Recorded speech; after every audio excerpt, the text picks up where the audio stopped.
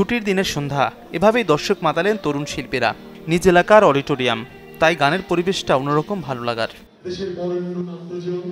রাজধানীর মিরপুরের ঋদ্ধি গ্যালারি, প্রথমবারের মতো যেখানে গানের এই আয়োজন করেছে স্থানীয় শিল্প সংস্কৃতি অঙ্গনের মানুষেরা।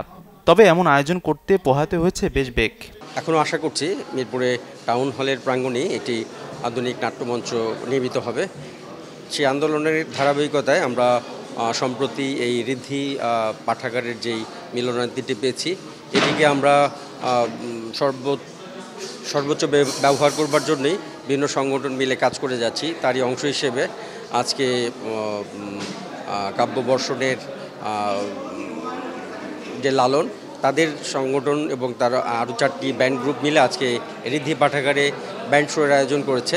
ছুটির দিনে আসলে এই জায়গাটা আসতে খুব সহজ হয়, রিক্সায় আসতে পারবে, হেঁটে আসতে পারবে। এই চিন্তাধারা থেকে আমরা এই জায়গাটাকে এস্টাবলিশ করতে চাই, আমাদের আসলে প্রাণের একটা জায়গা হিসেবে তৈরি করতে চাই।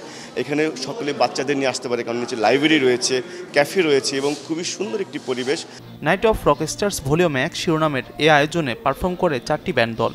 মিরপুরে আমাদের শো করা হয় নাই তেমন একটা, কারণ এখানে দেখা যায় তেমন কোনো গ্যালারি নেই বা কোনো স্টেজ নেই পারফর্ম করার জন্য। তো ঋদ্ধি গ্যালারিকে ফার্স্ট অফ অল থ্যাঙ্কস এরকম আমাদেরকে ইনভাইট করার জন্য, so that we could perform here.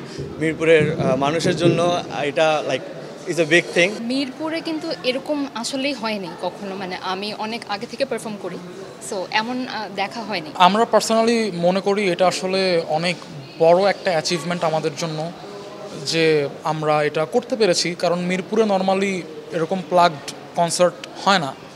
And দেখা যায় যে এখন নর্মালি কনসার্টসগুলো হয় হচ্ছে সব এনএলএ, না হলে লিবারেশন ওয়ার মিউজিয়াম, না হলে আইসিসিবি। মিরপুরে নতুন প্রজন্মকে উৎসাহিত করতে সাংস্কৃতিক এমন আয়োজন ধারাবাহিকভাবেই চালিয়ে যাবেন আয়োজকেরা। মাজহারুল ইসলাম তামিম, চ্যানেল 24, ঢাকা।